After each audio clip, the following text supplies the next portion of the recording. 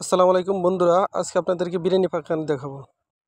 প্রথমে একটি পাতিল বসালাম, পাতিলের সাথে তেল দিয়ে পেঁয়াজ কুচি দিয়ে কিছুক্ষণ কষালাম। তার মধ্যে পেঁয়াজটুকু লাল হলে আদা এবং রসুন ঢেলে আবার কতক্ষণ নাড়তে থাকলাম। তারপরে আবার একটু পানি দিয়ে আবার একটু নাড়তে থাকলাম। তারই মাঝে আবার মরিচের গুঁড়া দিলাম, যেমন লাল রঙের একটু বর্ণ হয়ে গেল, আবার কতক্ষণ নাড়তে থাকলাম। তারপর আবার কিছুক্ষণ নাড়তে থাকলাম। এরই মাঝে আদা আদার সাথে লং, এলাচি, দারচিনি কিছু মিক্স করলাম। এরপর আবার কিছুক্ষণ আবার নাড়তে থাকলাম। এভাবে এভাবে নাড়তে নাড়তে অনেকটাই দেখেন এবার সরষের তেল ঢেলে দিলাম। সরষের তেল ঢেলে দিয়ে অনেকটাই সরষের তেলের একটি ঘ্রাণ চলে আসে। এরপর আবার নাড়তে থাকলাম। এরপর সব কিছু মিক্স হয়ে গেলে কষিয়ে নিলাম। এরপর আমি মুরগি ঢেলে দিলাম, অর্থাৎ মুরগি বিরিয়ানি আমি আজকে তৈরি করব। প্রায় 17 কেজি মুরগি আমি একসাথে ঢেলে দিলাম। কিছুক্ষণ মাংসটাকে আমি কষিয়ে নিতে হবে। এবার মাংসকে আমি কষিয়ে নিলাম এবং মাংসটা ধীরে ধীরে সিদ্ধ হয়ে যাবে। এবার মাংসটা কষাইলাম, আরও কিছুক্ষণ কষাতে হবে। আপনার দেখুন অনেকটাই কষিয়ে গেছে। তারপর এভাবে নাড়তে থাকলাম। এরপরে আমি আবার কিছু সল্ট অর্থাৎ লবণ দিয়ে দিলাম, অর্থাৎ লবণটি এর আগে দেওয়া হয়নি, এখনই দিলাম। তারপরে আবার কিছুক্ষণ নাড়তে থাকলাম। লবণের সাথে আমি আবার বন্ধুরা আমি লবণ ঢেলে দিলাম এবং লবণের সাথে লং, এলাচি, দারচিনি আবার একটু দিয়ে দিলাম, সাথে টেস্টি সল্ট আবার ঢেলে দিলাম। এভাবে টেস্টি সল্ট দিয়ে দিলাম, কারণ স্বাদ আসার জন্য টেস্টি সল্ট দিতে হয়। এরপর আমি আবার কিছুক্ষণ নাড়তে থাকলাম। এভাবে ধীরে ধীরে গোস্তটিকে কষিয়ে নিলাম এবং পর্যায়ক্রমে আমি তার সাথে আরেকটু জিরা গুঁড়া দিয়ে দিলাম। জিরা গুঁড়া একটু মিক্স করে নিলাম। এরপরে তেজপাতা দিয়ে দিলাম।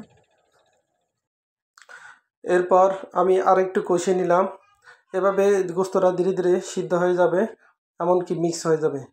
তারপর গোস্তের সাথে আমি চাল মিক্স করার আগে আমাকে পানি ঢেলে দিতে হবে। যেহেতু আমি ফলার চালটি মিক্স করব, তার আগে পরিমাণ মতো পানি দিয়ে দিলাম। যেমন আমি 15 কেজি চাউলের জন্য 10টি মগ পানি দিয়ে দিলাম। 10টি মগ পানি দেওয়া শেষ, তারপর সাথে কিছু কাঁচামরিচ আবার দিয়ে দিলাম। আবার সয়াবিন তেল আবার দিয়ে দিলাম। যেহেতু গোস্তটি একই সাথে মাংসের সাথে আমি চাল ঢেলে দেবো, সেহেতু উপরে এখন আবার তেল এবং লবণ আবার দিয়ে দিলাম। তার সাথে দুধ দিয়ে দিলাম, অর্থাৎ প্যাকেটের দুধ দিয়ে দিলাম। প্যাকেটের আধা কেজি দুধ দিয়ে দিলাম। এবার আবার মিক্স করলাম। পর্যায়ক্রমে আবার একটু লবণও দিয়ে দিলাম। তারপরে দেখুন এভাবে লবণ পরিমাণ মতো দিয়ে দিলাম। এরপরে আবার 2-3টা লেবু অর্থাৎ লেবু রস দিয়ে দিলাম। আপনারা লেবু রস দিতে পারেন, সাথে একটু লেবু রস দিয়ে দিবেন, তাইলে আলাদা একটু ঘ্রাণ আসবে। আসলে ঘ্রাণের জন্যই লেবু রসটি দেওয়া। তারপর কিছুক্ষণ ঢাকনা দিয়ে আবার সিদ্ধ করে নিলাম। এবার আমি 15 কেজি পোলাও চাল ঢেলে দিলাম, অর্থাৎ 17 কেজি মুরগির সাথে 15 কেজি পোলাও চাল, আতপ চাল আমি দিয়ে দিলাম। এবার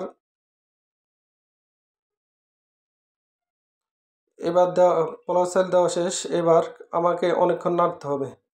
অনেকক্ষণ নাড়ানোর পরে চালটুকু ধীরে ধীরে মিক্স হয়ে যাবে, এমনকি মশলাও চালের সাথে মিক্স হয়ে যাবে। এভাবে অনেকক্ষণ নাড়লাম।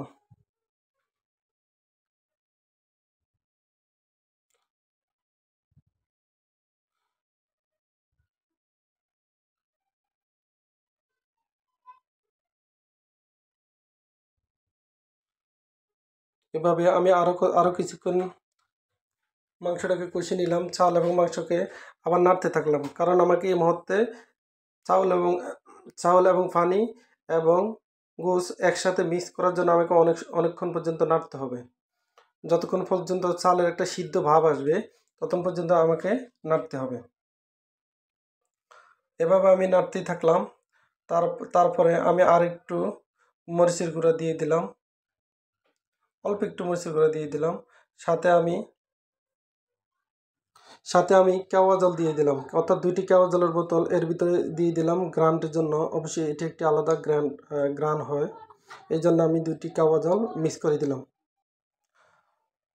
এরপর আবার অনেকক্ষণ নাড়তে থাকলাম যতক্ষণ পর্যন্ত আমার এগুলা মিক্স না হবে। তার সাথে আমি আবার একটু লবণ দিয়ে দিলাম।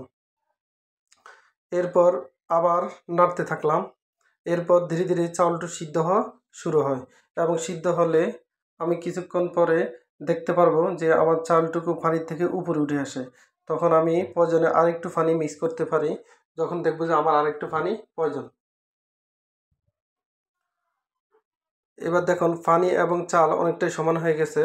এরপরে আরেকটু নাড়তে নাড়তে দেখবেন চাউল উপরে অনেকটাই উঠে আসছে।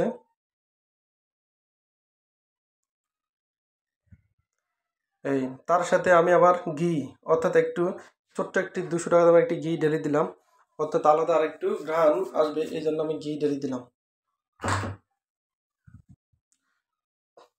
তার সাথে আবার দেখুন এবার আমার ইয়েটু প্রায় সিদ্ধ হওয়ার পথে। আমি আরেকটু নাড়তে থাকলাম।